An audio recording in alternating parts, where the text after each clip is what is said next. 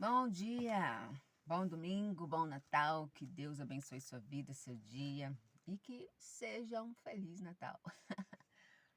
Lembrando que hoje é uma data festiva, comemorativa, e não só nós cristãos comemoramos o Natal também, a gente sabe que Jesus nasceu dia 25 de dezembro, é claro que não, mas a gente comemora essa data aí.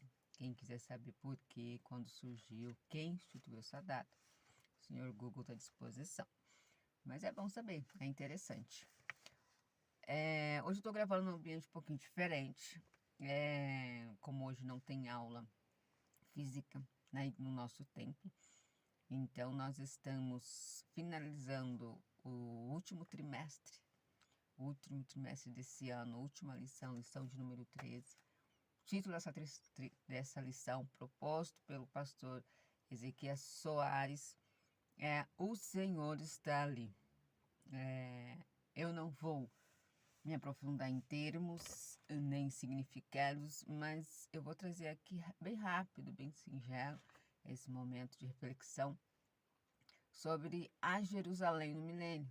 O que quer dizer, por que o escritor, o comentarista trouxe esse tema para gente e como será essa nova Jerusalém no milênio.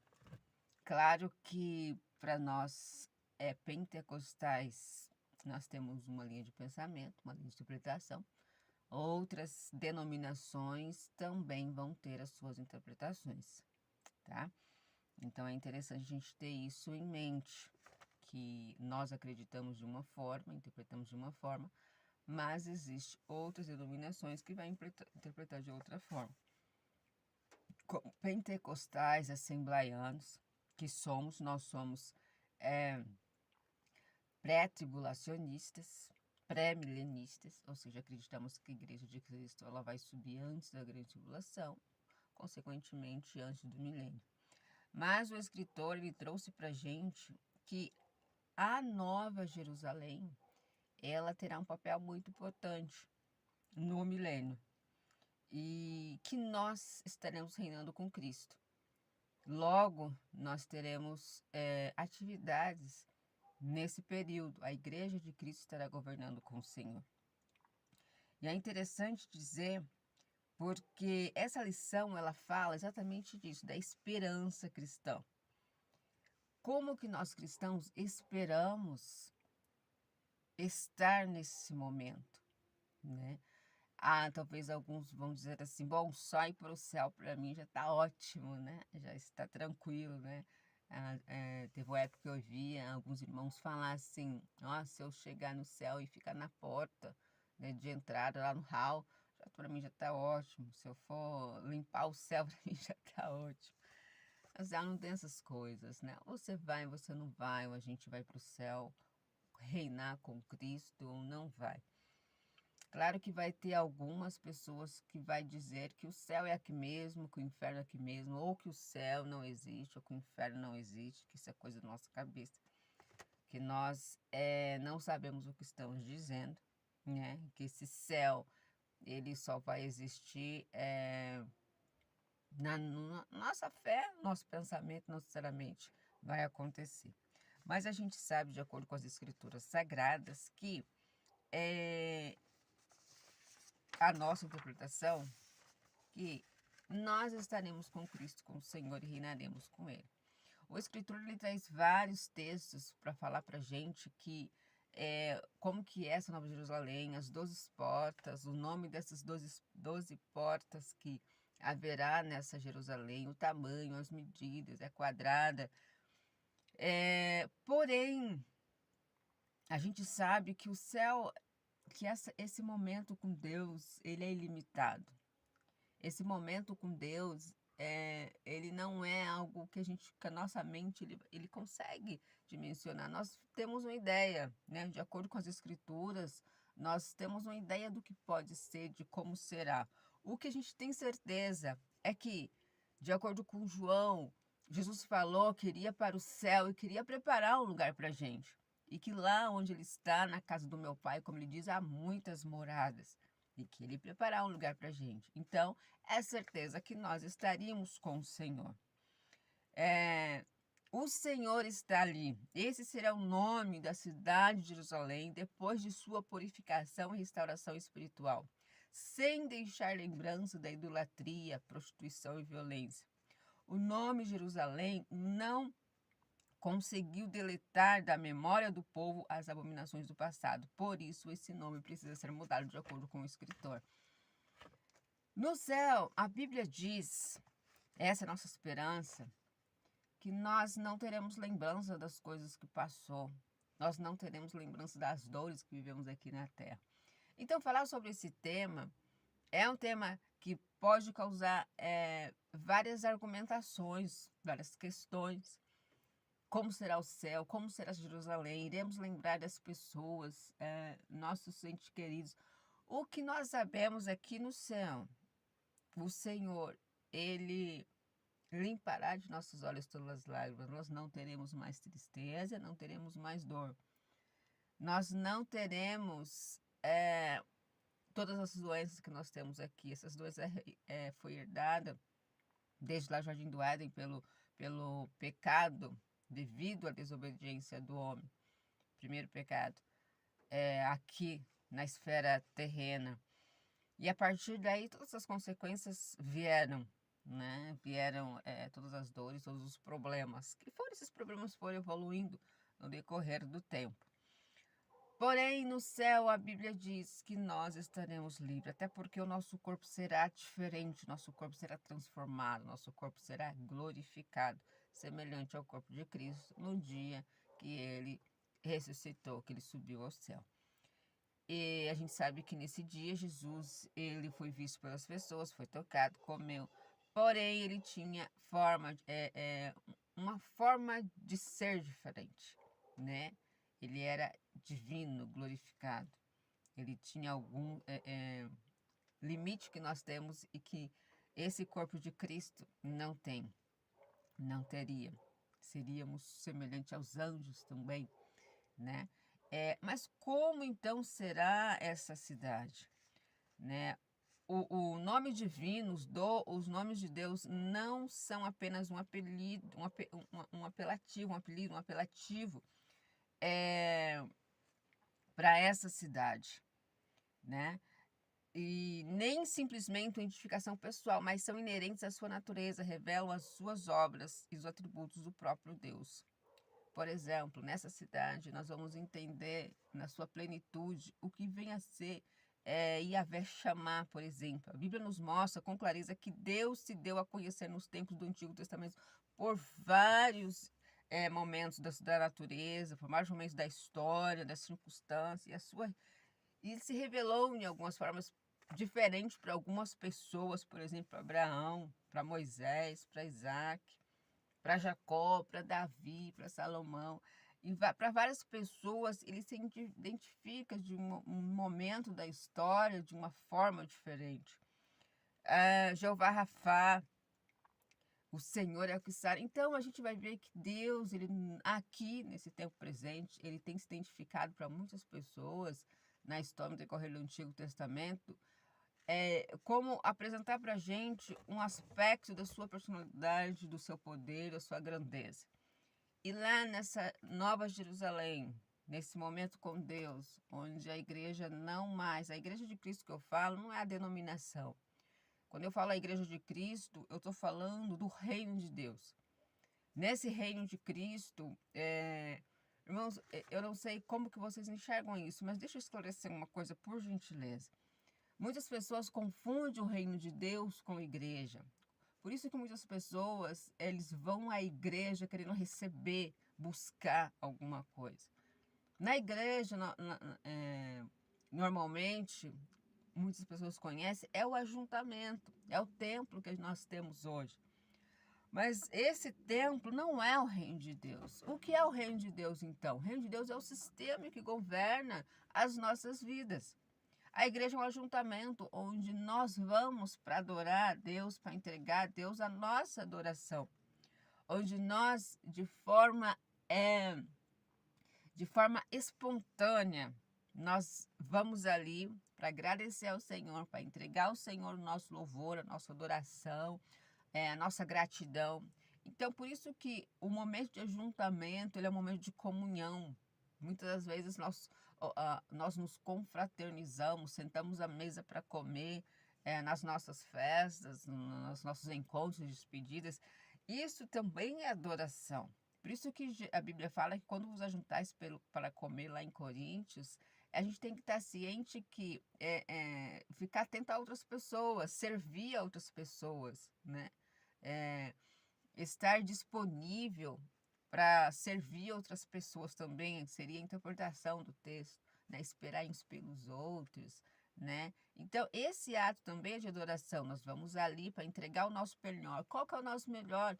Enquanto cidadão do reino do céu. E aí a gente vai entender um pouquinho como será esse sistema da Nova Jerusalém. E, na verdade, eu diria que seria o sistema implantado em todo o reino do céu. Mateus, na oração de Pai Nosso, Jesus vai explicar que faça sua vontade assim na terra como é feita no céu. Ou seja, nesse ambiente celeste, que a gente não sabe, não entende a plenitude disso, como que é, nós entendemos que o reino do céu, ele é o sistema governado teocraticamente. E ser um governo teocrático equivale a nós atentarmos aos princípios desse reino, aos princípios desse Deus que governa esse reino. E hoje há um medo generalizado de nós voltarmos à teocracia, ou seja, Deus governa, Deus ele está no controle, Deus está no comando. É o sistema do reino que vai governar. O mundo tem medo disso. O mundo tem medo de a grosso modo, voltarmos a um sistema onde a religião ela prevalece. Mas aqui não é o sentido religioso em si, mas é os princípios de Deus, os princípios do reino. E quais são os princípios desse reino que governarão essa nova Jerusalém? Gente, aqui não entra o governo humano. Aqui vai entrar os princípios do reino, que é o princípio da vontade de Deus. Eu conhecer a vontade de Deus, o Senhor será conhecido por nós. E qual o princípio que eu já posso ir aplicando aqui enquanto ser vivente dessa terra, enquanto estou no sistema dessa terra? Eu posso ir aplicando os princípios da generosidade, os princípios da honestidade, o princípio da comunhão, o princípio da verdade, o princípio da humildade, o princípio do respeito, e assim vai. O princípio da irmandade, o princípio da sabedoria de Deus, o princípio Gente, como tá difícil hoje encontrarmos pessoas que entendam os princípios do reino do céu. Porque os princípios do reino do céu, ele deve reger a nossa vida aqui. Ele deve reger toda a nossa vida. Tanto nossa vida congregacional, religiosa, como nossa vida secular, nossa vida profissional, nossa vida familiar, nossa vida pessoal. Eu preciso também entender, olhar para mim que eu sou uma pessoa que tem valor para o reino. Só que eu preciso aplicar esses valores em mim, caso contrário, eu não vivo nesse reino. Viver no reino é eu entender que Cristo, ele é suficiente para mim. Ele já fez tudo o que eu precisava fazer para estar nesse sistema do reino, para estar nessa nova Jerusalém, né? Para estar com Cristo. Logo, estando eu nos princípios do reino, nesse sistema do reino, eu vou me esforçar. Aqui na terra eu tenho que me esforçar, não vai ter jeito. Eu vou ter que me esforçar para ser honesto. Eu vou ter que me esforçar para falar a verdade. Eu vou ter que me esforçar para cuidar da minha família. Eu vou ter que me esforçar para cuidar dos meus pais. Eu vou ter que me esforçar para amar as pessoas. E amar, não confunda com ser bobo. Amar é eu respeitar o outro como um ser humano, mesmo que esse ser humano aparentemente não mereça esse amor. Mas eu preciso respeitar. Eu não preciso conviver, mas eu preciso respeitar. Porque a Bíblia fala também para a gente fugir da aparência do mal, né? Então a gente tem que ser sábio. Por isso que é importante eu estudar as Escrituras com o intuito de aplicá-las às verdades das Escrituras na minha vida. Caso contrário, é só informação. Informação por informação. Daí, os grandes filósofos, os grandes estudiosos das Escrituras, os grandes estudiosos de religiões estão aí. Agora, ser cristão é diferente. Ser cristão é o conhecer as Escrituras, pedir a ajuda da grandeza do Espírito Santo, como diz o pastor Eude, a comunhão do Espírito Santo, e aplicar na minha vida. É assim que funciona. A Nova Jerusalém, ela é prática, é vida prática. Eu irei reinar com Cristo. Eu estarei fazendo conforme Cristo, ele ensinou para a gente fazer. Eu estarei vivendo os princípios do reino e reinando com Cristo. Logo, aqui na terra, eu vivo os princípios do reino e vivo no reino. Paulo vai falar que agora já não é mais ele que vive, mas é Cristo que vive nele. Logo, as coisas que ele quer fazer, que o corpo, que a carne pede para fazer, já não condiz mais com o reino, com a vida que Cristo lhe deu, com a vida com Cristo. Logo, o espírito, o nosso espírito, nossa alma, ela está com Cristo, ela quer fazer as coisas de Cristo, mas o corpo não quer. Os nossos desejos são carnais. Logo, há uma luta. Nossa luta não é luta de Deus, não é luta de Deus e os espíritos ruins e a concorrência, como eu digo, mas é nossa luta com o nosso espírito para fazer a vontade de Deus. E essa luta, ela terá fim. Ela terá fim porque na Nova Jerusalém nós não precisamos mais lutar para sermos honestos. Porque se alcançarmos essa graça de estarmos com Cristo, logo o Espírito Santo que habita em nós será o nosso guia até chegarmos a essa grandeza, essa evolução, a plenitude de Cristo. E estando nessa nova Jerusalém, nós estaremos fazendo ações, sendo agentes, sendo reinantes com Cristo. Por outro lado, nós não devemos subestimar também que o inimigo das nossas vidas, que não são pessoas. Paulo vai falar que a nossa luta não é contra a carne, não é contra a sangue, mas é contra as potestades do ar, os príncipes das trevas, o príncipe desse mundo. Quem que é o príncipe desse mundo? A Bíblia vai falar que o príncipe desse mundo é Lúcifer, é Satanás. Algumas pessoas não conciliam o nome Lúcifer com Satanás, mas nas Escrituras Sagradas nós já entendemos que é a mesma pessoa. Ele é o príncipe desse mundo. Por isso que muitas pessoas se perdem no caminho porque não dão importância à autoridade que Satanás tem sobre esse mundo. É claro que a autoridade dele é limitada, a autoridade dele está sob o domínio de Deus, mas não deixa de ser uma autoridade. Logo, se eu subestimar e não entender que ele também tem poder para destruir pessoas aqui, que dão lugar para ele, que se oferece para ele, mas tem gente que se oferece para ele. Olha, existem pessoas, religiões, que vê ele como um anjo de luz, que vê ele como uma pessoa boa, vê-lo como a melhor criatura de Deus.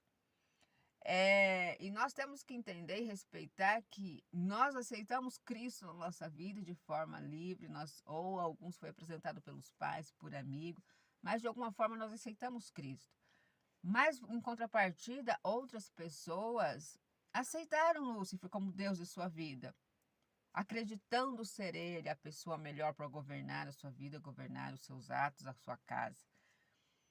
O que nós temos que fazer é orar para essas pessoas, é entendê-las, respeitá-las e orar por elas para que elas venham ao conhecimento das Escrituras. E como que elas vão fazer isso se muitas das vezes a nossa vida não condiz com a nossa retórica, não condiz com aquilo que nós falamos? E o cristianismo é exatamente isso. É eu falar e viver. É eu falar e viver. É eu ensinar e viver aquilo que eu ensino. Caso contrário, não vai fazer feito. Tem uma teoria, uns estudos que diz que a fala é 7%, mais aquilo que se você expressa, aquilo que você demonstra, aquilo que você apresenta, é o restante. Ou seja, não é no muito falar que eu vou estar falando de Jesus, que eu vou estar evangelizando e levar as pessoas ao conhecimento de Cristo. É mais com as minhas ações, apresentando o sistema do céu, o sistema do céu. Por isso que Jesus fala, as Escrituras vai nos dizer que lá no céu não haverá tristeza, não haverá nem dor. Logo, nós não estaremos mais sendo influenciado pelo príncipe deste mundo, por pensamentos, por maus pensamentos, né? Pensamentos de maldade no coração. A Bíblia fala, Salomão vai dizer que o coração do homem é enganoso, que ali saem todas as perspectivas da vida, tomar cuidado com o que está no coração. Jesus vai dizer que o que contamina o homem não é o que entra, mas o que sai, porque do coração estão ali diretrizes da vida também. Então, nós temos que entender que para chegar nessa nova Jerusalém, eu preciso começar aqui. Eu preciso entender que o reino do céu, ele começa aqui. Ele já está aqui entre nós. O reino do céu, ele está entre nós, ou seja, eu preciso estar no reino do céu aqui. Caso contrário, eu não consigo chegar na Nova Jerusalém. Tem pessoas que acham que lá no céu, quando Jesus voltar, então eu me acerto, então eu melhoro, então eu me esforço. Por que muitas das vezes as pessoas pedem tanta oração em tantos os grupos, em tantas igrejas? Parece que é deuses diferentes, parece que está pedindo oração para deuses diferentes. Na verdade, essas pessoas não entendem que a Bíblia fala, você quer orar, quer falar comigo? Pô, gente, lá no seu quarto, fecha a porta e vai orar.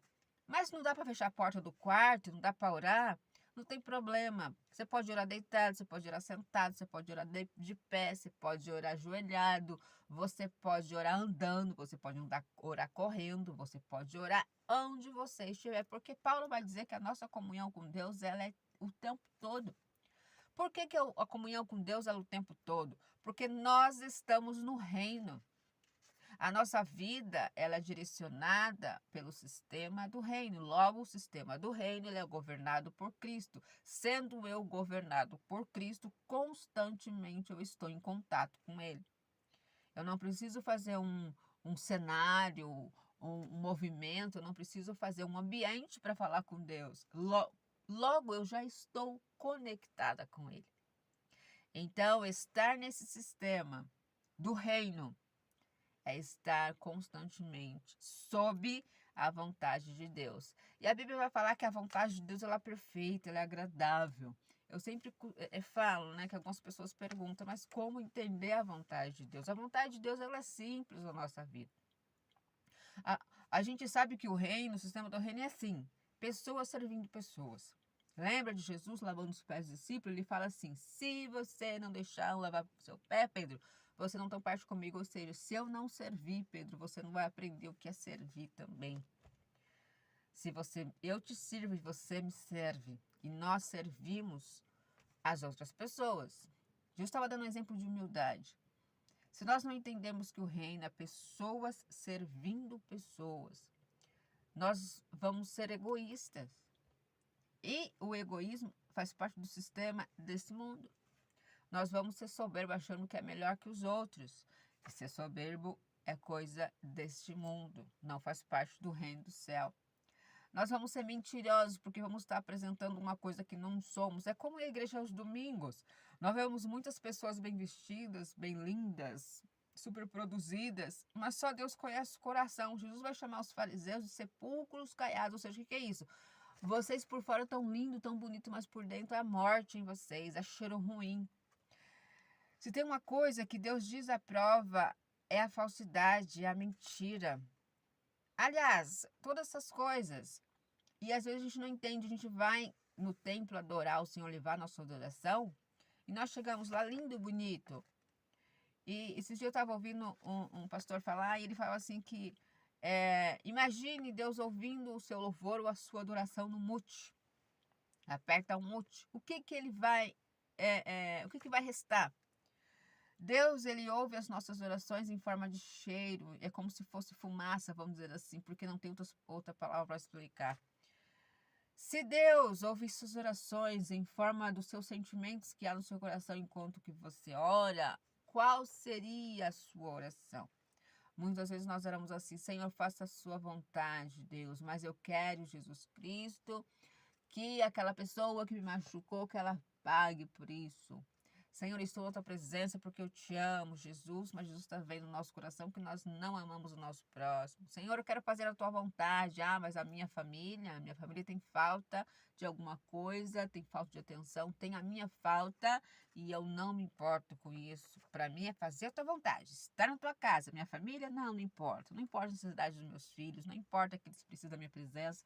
Não importa a necessidade do meu cônjuge, não importa. O que importa é estar na tua presença. E a gente esquece que estar na presença do Senhor, não dando valor a essas outras simples coisas, é como oferecer a Deus um sacrifício manco, lembra?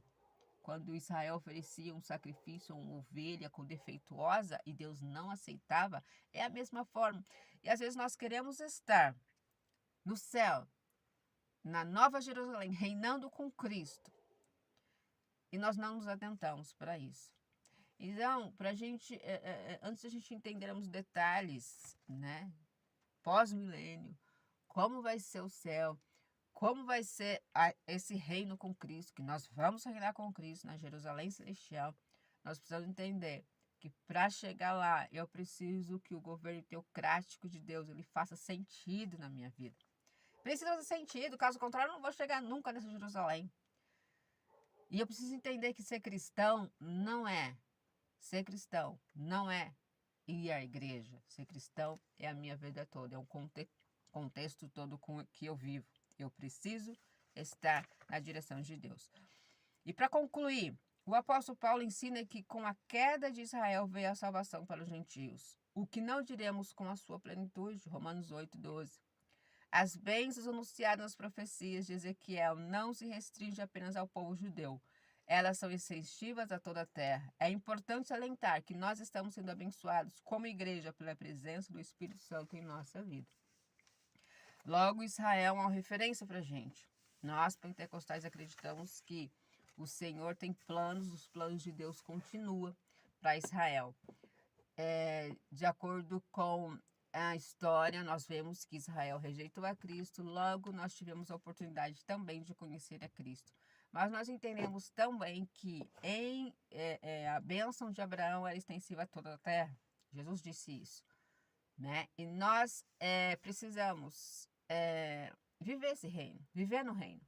Viver no reino é o que você faz quando você está sozinho. É o que você faz fora do templo. O que você faz quando o seu pastor não está te vendo. Como você se apresenta nas redes sociais é a mesma coisa que quando ninguém está vendo, quando só sua família está vendo, quando só as pessoas mais próximas estão vendo.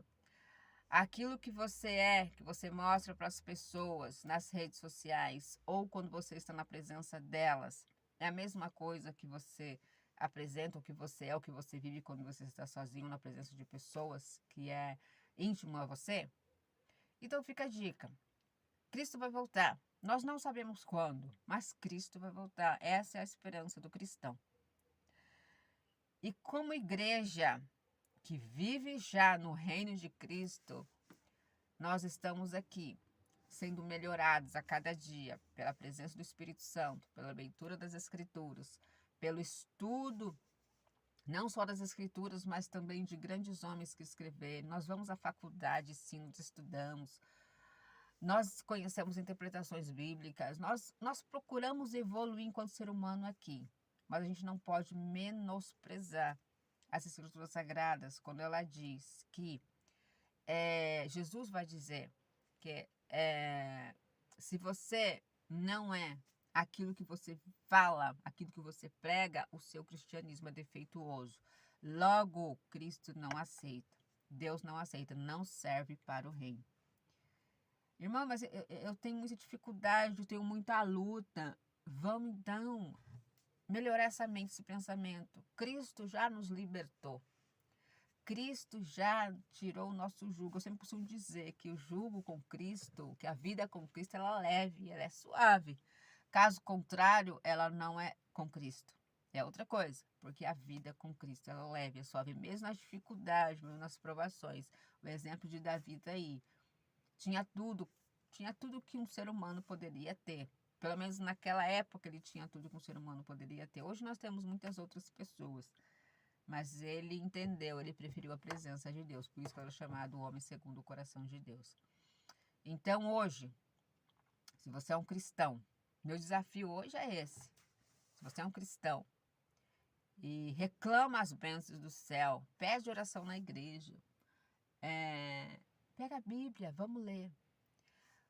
Não dá para entender um cristão que há 30, 40 anos está na igreja e não estudou as escrituras, nunca leu, nunca deu crédito, nunca parou para falar o que está escrito aqui, nunca leu a Bíblia uma vez. Não tem desculpa, gente. Até o cristão de 1 ano, que está na igreja 1 ano, que nós já incentivamos a ler as escrituras, ensinamos como ler, não tem desculpa. Ah, eu não nasci para isso, não existe dom de ler a Bíblia, pode ser que existe, Paulo fala o dom de mestre, né? Dom de ensinadores, de doutores, mas aí é diferente. Agora, o ler as escrituras, o estudar é para todo mundo, é para todos. Quer chegar na Jerusalém Celestial, quer fazer parte desse governo de Cristo, quer reinar com Cristo? Começa aqui, começa reinando com Cristo aqui. Deixa o Espírito Santo, a graça de Cristo, o sistema do reino ser a sua vida. Vamos seguir os princípios desse reino, que é show, é excelente, é top. É o melhor princípio para a vida. O princípio da humildade, da honestidade, da comunhão, da verdade. O princípio da alegria de estar com Cristo, o princípio da fé, o princípio da sabedoria. As Escrituras nos dão exemplo de sabedoria. Vamos buscar essa sabedoria que vem do alto, esses princípios, e vivê-los, que é o mais importante para o reino do céu. Amém? Que Deus abençoe sua vida, bom domingo, bom Natal, e que hoje possa ser o início de uma nova forma da sua vida. Que o Espírito Santo venha falar no seu coração, uma nova forma de viver essa vida, que é leve.